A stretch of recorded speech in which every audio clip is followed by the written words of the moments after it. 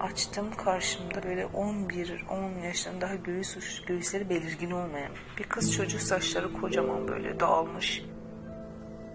Kızın bacakları arasından kan akıyor, boşalıyor böyle. Ya düşünsene, babasını konuşturmak için küçücük kızını getirmiş, gözünün önünde tecavüz ediyorlarmış meğer.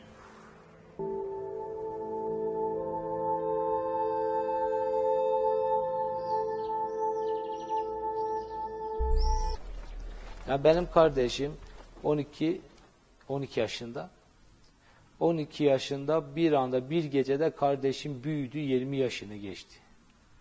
20 yaşını geçti, intikam hırsı, duygusu yüklendi ve çekti gitti.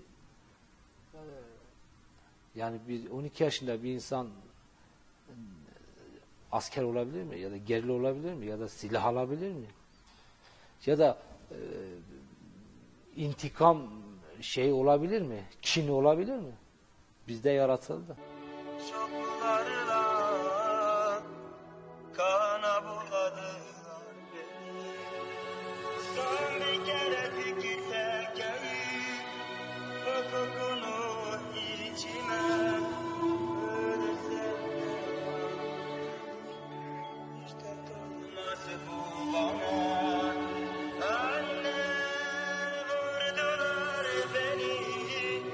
Bu meydana geldik ve bu meydanda yürüyorduk. Ben okula gidecektim.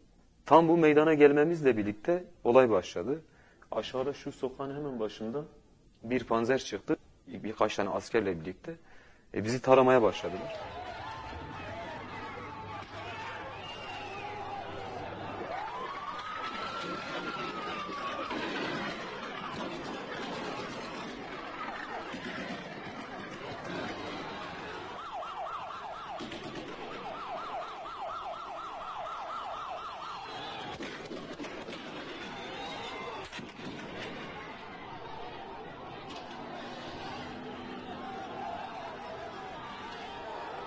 Ağaçtan yapılmış çitler vardı, dallardan.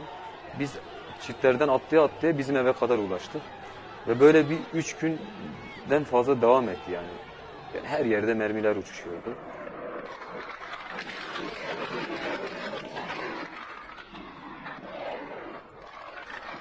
İşte eve isabet eden mermiler vardı mesela.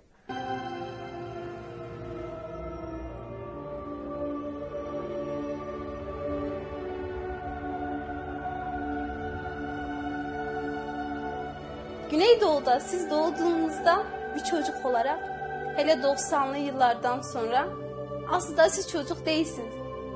Sadece bebeklik döneminiz. 1 ve 5 yaş arasında çocuksunuz. Zaten 6 yaşından sonra sen artık büyüksün.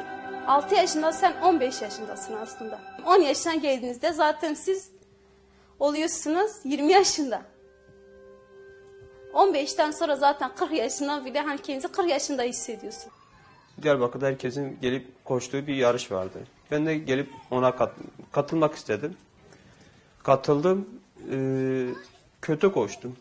Daha doğrusu 20. sırasındaydım. Ben de dedim ki bu benim için bir başarı dedim.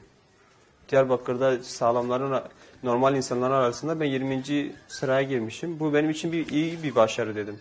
Benim için bir heves doğdu artık. Artık bundan sonra farklı bir nesil olacağım dedim. Ve başardım. Her gün gidip antrenman yaptım. Yağmur yağdı gittim yaptım. Kar yağdı gitti yaptım. Çamur vardı yaptım. Soğuktu yine yaptım.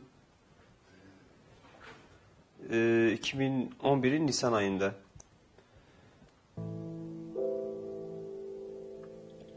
Bu kini bir şekilde dökmem lazımdı benim. Eylemlere katıldım. Yani bu polisler boşuna taşlanmıyor. Kimse bu gerçekliği görmek istemiyor. Sen onun babasını, amcasını, dayılarını öldürmüşsün. Seni taşlamasın da ne yapsın?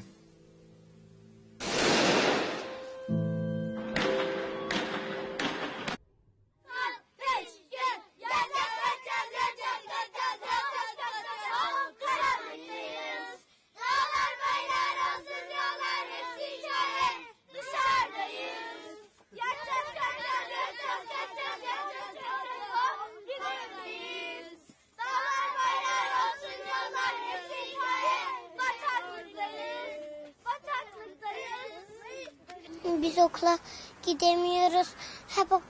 Hep okulda ben üzülüyorum. Ama biz bu şartlar altında nasıl okuyacağız? Nasıl bir meslek sahibi olacağız? Biz bu karanlıkta dayanamıyoruz, üşüyoruz.